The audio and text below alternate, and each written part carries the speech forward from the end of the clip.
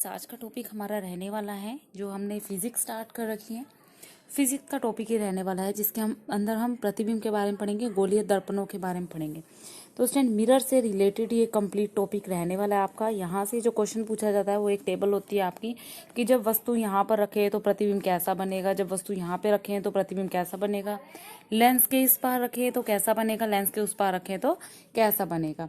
तो स्टूडेंट, यही हम इस टॉपिक में पढ़ने वाले हैं। तो सबसे पहले बेसिक से जानकारी स्टार्ट करते हैं स्टूडेंट। तो देखिए, सबसे पहले प्रतिबिंब क्या होता है। देखो, बेसिक जानना भी जरूरी होता है। अब हमें पता है कि यहाँ से कहाँ से क्वेश्चन आएगा। यदि आप सिर्फ उसी क्वेश्चन को कंसंट्रेट करते हो तो आपका जो है बेस वो कमजोर हो जाता है। तो स्टूडेंट, बिल्कुल बच्चों की तरह हम रीड कर रहे हैं इस चैप्टर्स में। जो भी मैंने ये सीरीज चला रखी है फिजिक्स की, इसके अंदर बिल्कुल प्योर हिंदी में, हिंदी मीडियम के वीडियो बनाए हुए हैं मैंने। बच्चों के काफ़ी ज़्यादा डिमांड थे स्टूडेंट्स की, जो आपके हैं वीडियोस जो हैं सारे कि हिंदी मीडियम में वीडियो बनाया करो, क्योंकि इंग्लिश मीडियम में तो बहुत सारे प्लेटफॉर्म है जो रीड करवा रहे हैं। हिंदी मीडियम में फिजिक्स, केमिस्ट्री, बायोलॉजी जो है वो काफ़ी कम टीचर जो है करवा रहे हैं। तो इसलिए स्टूडेंट, मेरा ये वीडियो जो है आपके सारे जो है हिंदी मीडियम में रहेंगे स्टूडेंट। तो स्टार्ट करते हैं वीडियो को। वीडियो स्टार्ट करने से पहले प्लीज़ लाइक और सब्सक्राइब कीजिएगा चैनल को, और वीडियो को ज़्यादा से ज़्यादा शेयर कीजिएगा, ताकि बच्चों को जो है काफ़ी ज़्यादा इससे बेनिफिट मिल सके। तो देखो स्टूडेंट, सबसे पहले आते हैं प्रतिबिंब क्या होते हैं।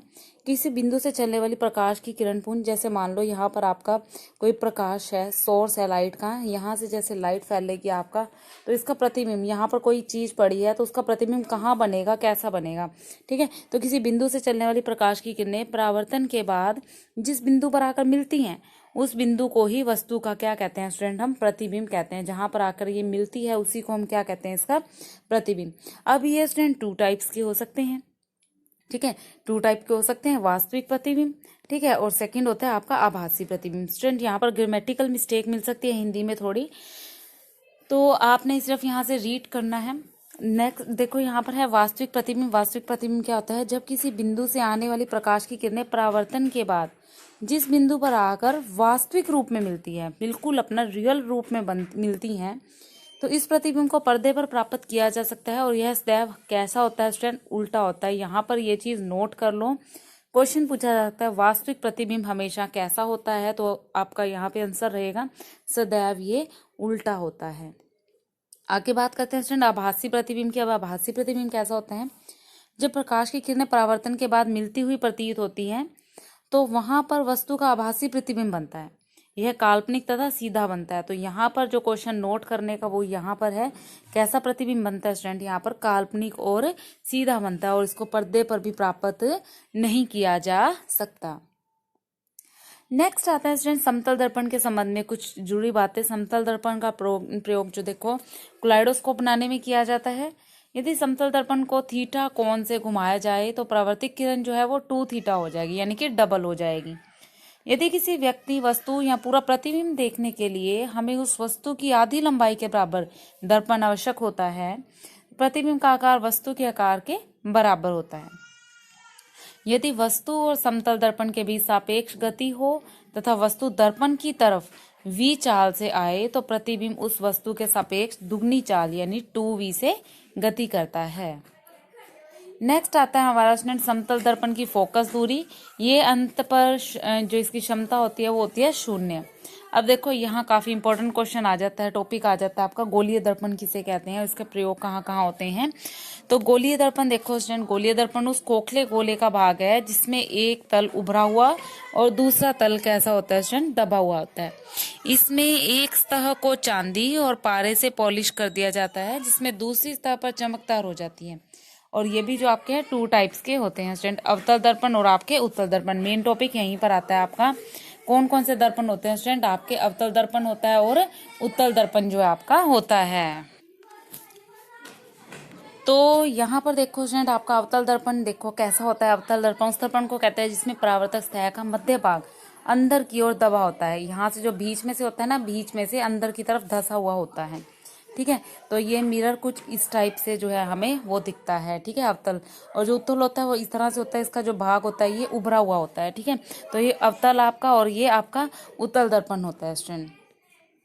तो देखो, उत्तल दर्पण से कहते हैं जिसे प्रवर्तन का मध्य भाग जो है बाहर की ओर उभरा होता है। गोलीय दर्पण के संबंधित कुछ महत्वपूर्ण परिभाषाएं देखो, यहाँ पर काफी इंपॉर्टेंट चीजें हैं आपकी। दर्पण का ध्रुव जो है वो क्या होता है, गोलीय दर्पण के परावर्तन तल से मध्य बिंदु को दर्पण का ध्रुव कहते हैं। इसे P से डिनोट किया जाता है स्टूडेंट, ठीक है, P से डिनोट करते हैं। वक्रता केंद्र क्या होता है? गोलीय दर्पण जिस खोखले गोले का भाग होता है उसको, देखो यहाँ पर आप यहाँ पर कोई मिरर रख देते हो या फिर कुछ भी रखते हो आप, तो आपका जो स्टूडेंट यहाँ पर ये कर्वेचर होता है, यहाँ पर P होता है पॉइंट आपका, और ये जो आपका होता है यहाँ होता है कर्वेचर यानी कि C वक्रता केंद्र। तो देखो जिस खोखले गोले का भाग होता है उसके केंद्र को वक्रता केंद्र कहते हैं। जैसे हम ये कहते हैं यहाँ पे बात करते हैं तो ये इसका केंद्रक होगा, अगर हम यहाँ बात करते हैं तो ये इसका क्या होगा? आपका केंद्रक होगा स्टूडेंट। नेक्स्ट आती है आपकी वक्रता त्रिज्या। दर्पण जिस खोखले गोले का भाग होता है उसकी त्रिज्या को क्या कहते हैं? वक्रता त्रिज्या कहते हैं। जैसे मान लो यहाँ पर आपका एक गोला है तो यहाँ पर जो आपकी त्रिज्या होगी ये आपका आर होता है, ठीक है, इसको क्या कहते हैं स्टूडेंट? हम वक्रता त्रिज्या। नेक्स्ट आता है आपका मुख्य अक्ष। जो दर्पण के ध्रुव और वक्रता केंद्र को मिलाने वाली रेखा के बीच की जो बिंदु होती है इस तरह से, जो यहाँ पर, ठीक है, तो इस बिंदु को क्या बोलते हैं? दर्पण का ध्रुव स्टूडेंट्स बोला जाता है।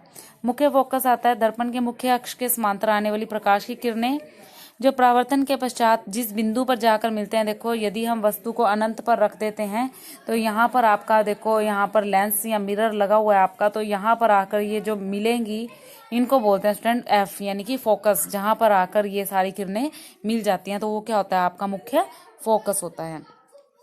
फोकस दूरी क्या है स्टूडेंट? वहां से आपको पता लग गया, मुख्य ध्रुव से फोकस बिंदु की जो दूरी होती है दर्पण की उसको फोकस दूरी कहते हैं। गोलीय दर्पण से बनने वाले प्रतिबिंब के संबंध में कुछ नियम है। देखो गोलीय दर्पण के किसी भी बिंदु को वक्रता केंद्र से मिलाने वाली रेखा अभिलंब कहलाती है। क्या कहलाती है? अभिलंब। और अवतल दर्पण के मुख्य अक्ष के समांतर आने वाली किरण जो होती है स्टूडेंट वो परावर्तन के पश्चात मुख्य फोकस से हो जाती है। यदि दर्पण उत्तल है तो किरणें मुख्य फोकस से गुजर जाती हैं, ठीक है। अवतल दर्पण के अब कुछ प्रतिबिंब है। देखो यहाँ पर आपको मैं ये कहूंगी कि ये बहुत बहुत इंपॉर्टेंट है। 100% क्वेश्चन जो है यहीं से पूछा जाता है। वेरी वेरी वेरी इंपॉर्टेंट है ये स्टूडेंट। ये यहाँ पर मैं आपको सिर्फ बता रही हूँ कि कौन सा प्रतिबिंब कहाँ पर कैसा बनेगा, जब वस्तु कहाँ रखोगे।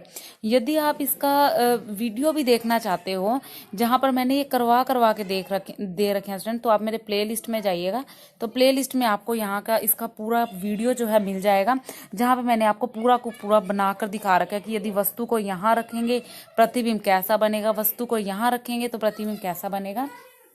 उसका पूरा वीडियो स्टूडेंट आपको जो है वो मिल जाएगा, और इसके नोट्स भी यदि आपको चाहिए तो मिल जाएंगे। देखो सबसे पहले वस्तु की स्थिति अगर अनंत पर रखी है तो प्रतिबिंब की स्थिति फोकस पर होगी, और इसकी प्रकृति कैसी होगी? वास्तविक, उल्टा और बिंदु के आकार का जो है आपका प्रतिबिंब बनेगा। यानी कि आपने वस्तु तो रख दिया अनंत पर, तो आपका प्रतिबिंब कैसा बनेगा? वास्तविक, उल्टा और बिंदु आकार का। यहाँ पर देखो स्टूडेंट, यदि अनंत और वक्रता केंद्र के बीच में होगी वस्तु तो वक्रता केंद्र और फोकस के बीच में बनेगा आपका, और वास्तविक उल्टा और वस्तु से छोटा बनेगा। नेक्स्ट है वक्रता केंद्र पर रख देंगे तो वक्रता केंद्र पर ही उसका जो है प्रतिबिंब बनेगा, वास्तविक, उल्टा और वस्तु के बराबर। नेक्स्ट है वक्रता केंद्र और फोकस के बीच में रखेंगे तो वक्रता केंद्र और अनंत के बीच में जो है प्रतिबिंब बनेगा, वास्तविक, उल्टा और वस्तु से बड़ा। फोकस पे रखेंगे तो अनंत पर बनेगा, वास्तविक, उल्टा और वस्तु से बहुत बड़ा। नेक्स्ट है फोकस और ध्रुव के बीच में रखेंगे तो दर्पण के पीछे आभासी, सीधा और वस्तु से बड़ा बनेगा। तो ये स्टूडेंट वेरी इंपॉर्टेंट है। यदि आपको ये बनाने सीखने हैं तो आप मेरा वीडियो भी देख सकते हो, मैंने ट्रिक के साथ वहां पर सिखा रखे हैं ये सारे कैसे प्रतिबिंब बनते हैं। नेक्स्ट आता है आपके उत्तल दर्पण प्रतिबिंब का बनना। जब वस्तु अनंत पर रखी होती है तो प्रतिबिंब फोकस पर सीधा, आभासी और छोटा बनता है, ये भी बता चुकी हूँ, फिर भी आप इसको रीड कर लो। जब वस्तु उत्तल दर्पण में अनंत के अलावा किसी भी स्थान पर रखी जाती है तो उसका प्रतिबिंब प्रत्येक स्थिति में दर्पण के पीछे, ध्रुव और फोकस के बीच में और वस्तु से काफी छोटा और सीधा और आभासी बनता है। अब देखो गोलीय दर्पण का सूत्र बहुत इंपॉर्टेंट है, 1/u, काफी इंपॉर्टेंट है ये student. 1/u + 1/v is equal to 1/f, ठीक है। तो यहाँ पर u क्या है? दर्पण के ध्रुव की दूरी, और v क्या है? दर्पण से ध्रुव के प्रतिबिंब की दूरी, ठीक है। और f क्या है? आपको पता ही है, फोकस जो है बिंदु की दूरी होती है। नेक्स्ट प्रतिबिंब का रेखीय आवर्धन। वस्तु के प्रतिबिंब की लंबाई और वस्तु की लंबाई के अनुपात को प्रतिबिंब का रेखीय आवर्धन यानी m कहते हैं। और जो ये होता है आपका, ये प्रतिबिंब की लंबाई डिवाइडेड बाय वस्तु की लंबाई के इक्वल होता है। चिन्ह परिपट्टी के अनुसार u तथा v के मान धनात्मक और ऋणात्मक हो सकते हैं, पॉजिटिव भी हो सकते हैं, नेगेटिव भी हो सकते हैं। ठीक है, जो रेखीय आवर्धन क्षमता का मान होता है ये भी धनात्मक और ऋणात्मक हो सकता है। अब देखो इसका प्रयोग कहाँ कहाँ किया जाता है अवतल दर्पण का। अवतल दर्पण का प्रयोग दाढ़ी बनाने, शीशे के रूप में किया जाता है। ठीक है, नाक कान गला डॉक्टर जो है इसका यूज करते हैं आंतरिक अंगों देखने के लिए। परावर्तक दूरदर्शी बनाने में प्रयोग किया जाता है। सोलर कुकर में जो है इसका यूज किया जाता है, जो दर्पण लगा होता है। निकट दृष्टि दोष के निवारण के लिए भी इसका प्रयोग किया जाता है। नेक्स्ट आते हैं स्टूडेंट आपके उत्तल दर्पण का उपयोग। तो वाहनों में साइड मिरर के रूप में लिखा रहता है ना, object in the mirror are closer than they appear. ठीक है, तो वहाँ पर इसका ही प्रयोग होता है। गाड़ियों और सड़कों पर लगे हुए जो साइड लैंप होते हैं वहाँ पर भी इनका प्रयोग किया जाता है। तो स्टूडेंट यहाँ पर आज हमने गोलीय दर्पण पूरा जो है कंप्लीट कर लिया है। ठीक है, लेंसेज भी पढ़ेंगे हम नेक्स्ट वीडियो में। तो स्टूडेंट यदि मैं बार बार कह रही हूँ आपको ये सारे आप सीखने हैं तो आप दोबारा से वीडियो मेरा प्ले लिस्ट में देखिए, उसमें मैंने इनको ट्रिक के साथ समझा रखा है कि कौन सा वस्तु को कहाँ रखेंगे, वस्तु रख के दिखा रखी है, प्रतिबिंब कहाँ बनेगा, ये सारा हमने उसमें कर रखा है। तो स्टूडेंट वीडियो पसंद आई हो तो प्लीज़ लाइक और सब्सक्राइब कीजिएगा। Thank you.